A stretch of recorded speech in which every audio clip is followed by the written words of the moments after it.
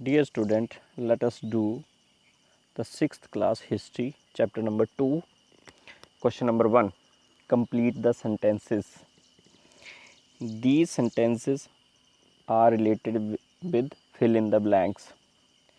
First, hunter gatherers choose to live in caves and rock shelter because they provide protection from the wild animal and rain, heat and wind.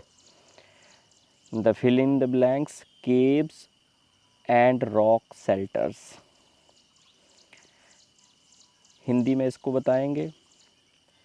जो शिकारी थे और संग्राहक थे वो गुफाओं में रहते थे। वो इसलिए रहते थे क्योंकि वहाँ पर उनको जंगली जानवरों से बचाव का, वर्षा से बचाव का, गर्मी से बचाव का और हवाओं से बचाव का एक बढ़िया सा शेल्टर मिलता था, आवास मिलता था। Next point, grasslands developed around 12,000 year ago. The answer is 12,000 year ago. बेटा, जब क्लाइमेट चेंज हुआ था वो लगभग 12,000 साल पहले हुआ था, तो उसमें ग्रासलैंड डेवलप हुए थे। उसमें फिर आपने किताब में पढ़ा होगा गॉट थी, एंटीलोप, इस तरह के जानवर भी बड़ी तादाद में बढ़े। नेक्स्ट पॉइंट है, early people painted on walls of cave. जो पुराने लोग थे यानी पैलियोलिथिक, मेसोलिथिक और नियोलिथिक, इस एज के लोग जो थे वो दीवारों पर, केव्स पर पेंटिंग करते थे। जब बुक का चैप्टर देखेंगे तो लास्ट में आपको फ्रांस का मैप जब दिखेगा, फ्रांस का मैप लिखा है उसमें, तो वो पॉइंट है, वहाँ पर भी वो बुल्स की जो फ़ोटो है वो वहाँ के लोगों ने ड्रॉ की है। हंसी tools were made of limestone. ये हंसी जो जगह है, हंसी, ये जो प्लेस है ये है कृष्णा नदी और तुंगभद्रा नदी के बीच में, और यहाँ लाइमस्टोन मिलता है, इसलिए यहाँ पर लाइमस्टोन से बने हुए टूल्स थे। Question number 2, why did hunter gatherers travel one place to another place. क्यों घूमा करते थे एक जगह से दूसरी जगह। अब इसके कुछ कारण बताए गए हैं। The hunter gatherers travel from one place to another place in the following possible reason. ये पॉसिबिलिटी हो सकती है, हम वहाँ नहीं थे, हम पॉसिबल देख सकते हैं कि किस लिए जाते होंगे। तो पहली पॉसिबिलिटी थी in the search of food. Once available animals and plant resource had exhausted.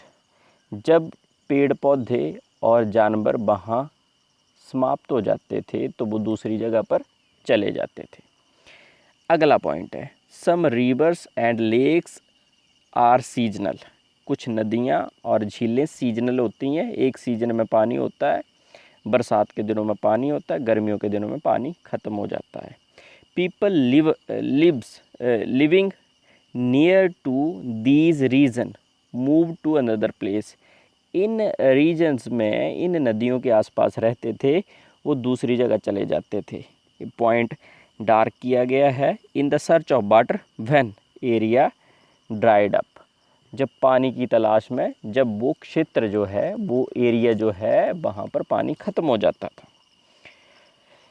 अगली बात, animals moved from one place to another place. Hunter gatherers might move another place while hunting them.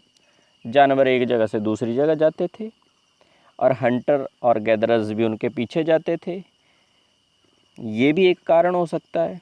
Last, plants bear fruits in the different season. आपको पता है हर पेड़ पौधे पे अलग अलग ऋतुओं में जो है फल आते हैं, ठीक है। इसलिए जो है वो they might move based on season in the search of plant and food.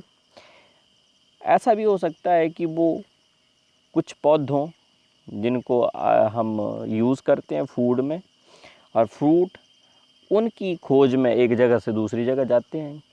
ये पॉसिबिलिटी है क्योंकि इतिहास में कोई गया नहीं है, हमने केवल पॉसिबिलिटी देखी है। ये पॉसिबल रीजन हो सकते हैं जिसकी वजह से लोग एक जगह से दूसरी जगह तक जाते थे। अगला क्वेश्चन है बहुत important, but are sites.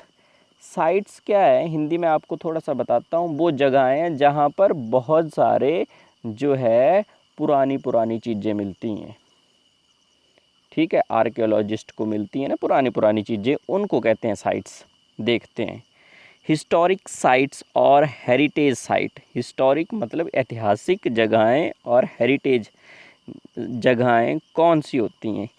Is an official location, ये एक लोकेशन होती है where pieces of political, military, culture और social history have been preserved due to their cultural heritage values. ये एक क्वेश्चन का एक पार्ट है, आप इसको भी याद कर सकते हैं। एक पार्ट दूसरा है, sites are place where the remains of things. कौन कौन सी things, tool, pot, building etcetera were found, जहाँ पर पुराने समय की चीज़ें मिला करती थी। उदाहरण के लिए कोई पुरानी सभ्यता जहाँ थी वहाँ पर हमें कोई औजार मिलते होंगे धरती के अंदर खुदाई में, या कोई और चीज़ें मिलती होंगी, तो उन जगहों को साइट्स कहते हैं। These were made use to left behind by the people. ये जो चीज़ें हैं ये लोगों द्वारा छोड़ दी गई हैं उन जगहों पर। सभ्यताओं का अंत कैसे हुआ ये तो हमें पता नहीं, वो पुराने लोग कैसे मरे होंगे, क्या प्राकृतिक आपदा आई होगी या कैसे, तो वो तो हमें पता नहीं। बट जो उनकी चीज़ें छूट गई हैं और जो वहाँ पर अब मिलती हैं तो उनको साइट्स कहते हैं। आगे देखते हैं, these may be found on the surface of the earth. ये सरफेस धरती के ऊपर भी मिल सकते हैं, बरिड अंडर द अर्थ, धरती के अंदर भी मिल सकते हैं, और sometimes even under the border, कई बार पानी के अंदर भी मिल जाते हैं पुराने अवशेष। क्या पता नदियों ने रास्ता बदल लिया होगा और वहाँ पर पुराना एक गांव होता होगा और गांव नदी के अंदर आ गया होगा, और अब थोड़ा नदी ने रास्ता चेंज किया होगा तो अब वो साइट्स मिल रही हैं, वहाँ पर ऐतिहासिक दस्तावेज मिल रहे हैं। You will learn more about the different sites in the later chapter. अगले चैप्टर में भी ये चीज़ें पढ़ेंगे। इसमें से 2 पार्ट दिए हैं, आप किसी भी पार्ट को आंसर में लिख सकते हैं। Question number 4, but were the technique use to make tools by early human. कौन कौन सी तरीके अपनाए जाते थे जो पुराने लोग थे, कैसे कैसे तरीके अपनाते थे टूल्स बनाने के, हथियार बनाने के, औजार बनाने के। तो बेटा 2 तरीके हैं, डिफरेंट टेक्निक्स होती थी बट 2 तरीके ज़्यादातर इम्पोर्टेंट हैं। The first is called stone on stone. पत्थर के साथ पत्थर टकराया जाता था और उससे एक सीपी निकलती थी, थोड़ा वो नुकीला सा पत्थर निकल जाता था। जैसे 2 पत्थर टकराते हैं तो एक नुकीला हिस्सा निकल जाता, तो उसका औजार बना लेते थे। तो पहला पॉइंट ये है।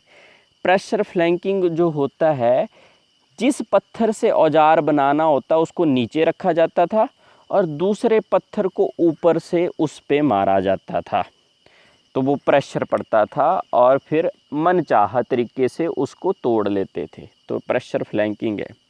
अब देखते हैं, the first is called stone on stone. Here the pebbles from which the tool was to be made, also called core, जिससे टूल बनाना है, was held on one hand.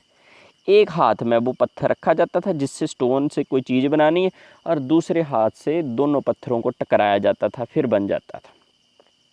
और दूसरा pressure flaking, here the core was placed on the firm surface. एक जगह पर एक पत्थर रखा जाता था, उसके बाद दूसरे पत्थर से उसको मारा जाता था, फिर उसको वहाँ से बनाया जाता था। अगला question, but do you know about the Mesolithic as.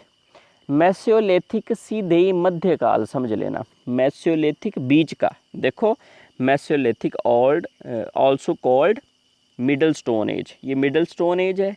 Ancient cultural stage that exist between Palaeolithic, palaeo मतलब पुराना, ओल्ड, ठीक है। इस old age with the chipped stone tools and the Neolithic stone age. नई जो एक, देखो सबसे पहले क्या है, पैलियोलिथिक, फिर है मेसोलिथिक, फिर है न्यूलिथिक। तो मेसोलिथिक बीच की एज है, दोनों के बीच की एज, ठीक है। With the possible stone tools. अगला question, but were the categories into which stone age is further divide. ये पहले ही हम ऊपर पढ़ चुके हैं दूसरे क्वेश्चन में। The stone age divided in the 3 period, palaeolithic और old stone age, mesolithic, middle stone age, neolithic, new stone age. These were the category of stone age. बहुत सिंपल आंसर है। How the stone tools were used in early time. क्यों, किस लिए प्रयोग किए जाते थे? Answer, the early stone tools were used for cutting, chopping, scraping. मतलब किसी चीज़ को काटने के लिए, फाड़ने के लिए ये यूज़ किए जाते थे, क्योंकि पुराने समय में पत्थरों को ही औजार बनाया गया था। हमारे पास किसी तरह की कोई भी मेटल तो थी नहीं।